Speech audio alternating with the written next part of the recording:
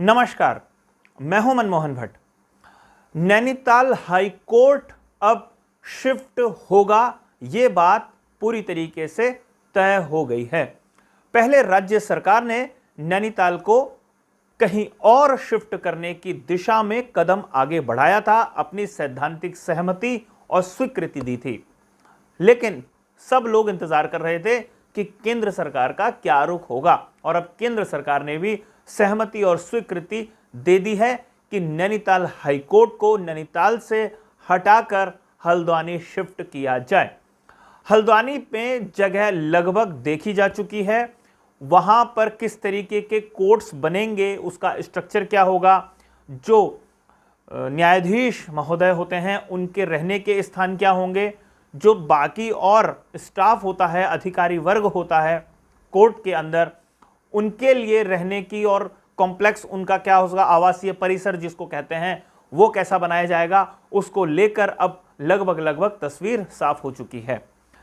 नैनीताल में सन 2000 में जब उत्तराखंड का गठन हुआ था तो कोर्ट का गठन किया गया था, नैनीताल हाई कोर्ट का गठन किया गया था, और तब से नैनीताल हाई कोर्ट में तमाम लोग अपनी अपनी याचिकाएं लेकर जाते हैं, सरकार भी जाती है, सरकार से जो लोग नाराज होते हैं वो भी जाते हैं। लेकिन अब भविष्य में नैनीताल की जगह तमाम लोग हल्द्वानी में जाएंगे।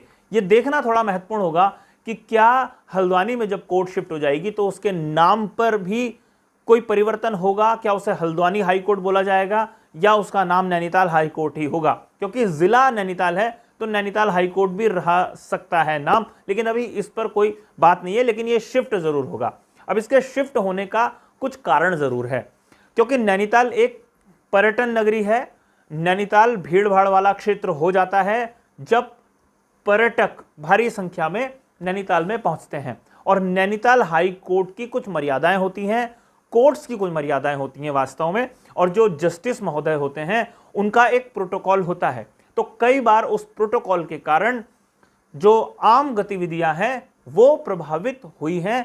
इस तरीके की समस्या कई बार व्यापारी वर्ग ने भी जताई है, और नैनीताल हाई कोर्ट में जो लोग अपनी याचिकाएं लेके जाते हैं, खास तौर पर सरकार के खिलाफ जब लोग वहां पहुंचते हैं, तो उसके बाद सरकारी अधिकारी जब नैनीताल हाई कोर्ट में जवाब दाखिल करने के लिए पहुंचते हैं तो भी कई तरीके की अव्यवस्थाओं की बात आती है। और एक बात यह आती है कि जहां पर कोर्ट होता है वहां पर रहने और खाने की सुविधाएं थोड़ी सी आसान होनी चाहिए, सस्ती होनी चाहिए। लेकिन नैनीताल एक पर्यटन नगरी है, सरोवर नगरी है। देश से विदेश से जो टूरिस्ट है वो वहां पहुंचते हैं, और होटल्स और तमाम जो चीजें हैं वो दूसरे स्थानों के मुकाबले महंगी होती है, जैसे किसी भी पर्यटन नगरी में होती है, चाहे वो मसूरी है, चाहे वो नैनीताल है, चाहे वो कोई और दूसरा हिल स्टेशन है। वहां पर चूंकि सीमित दायरे में बहुत सारी चीजें निर्माण हुआ होता है, इसलिए बहुत सारी चीजों के दाम बढ़ भी जाते हैं। इसलिए एक बात ये भी आती थी कि यहां पर जो व्यक्ति याचिका लेकर कई बार जाता है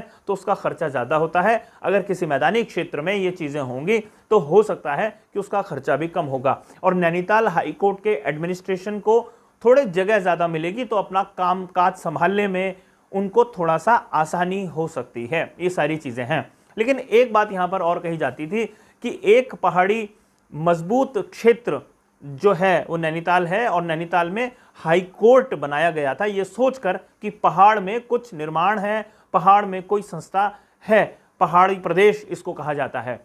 कुछ लोग इस पर आपत्ति जता रहे हैं कि अगर नैनीताल हाई कोर्ट से हाई कोर्ट शिफ्ट हो जाएगा तो पहाड़ से एक संस्था का पलायन माना जा रहा है इस बात को। लेकिन ये सारी बातें होंगी जरूर, राजनीति अपनी जगह होगी, लेकिन कुछ सहूलियतों के लिए कई बार शिफ्ट करना पड़ता है, और ऐसा लगता है यही सोचकर पहले तो नैनीताल हाई कोर्ट ने एडमिनिस्ट्रेशन ने यह फैसला लिया होगा, फिर उसके बाद राज्य सरकार ने, और अब आखिर में केंद्र सरकार ने इसको सहमति दे दी है शिफ्ट करने के लिए।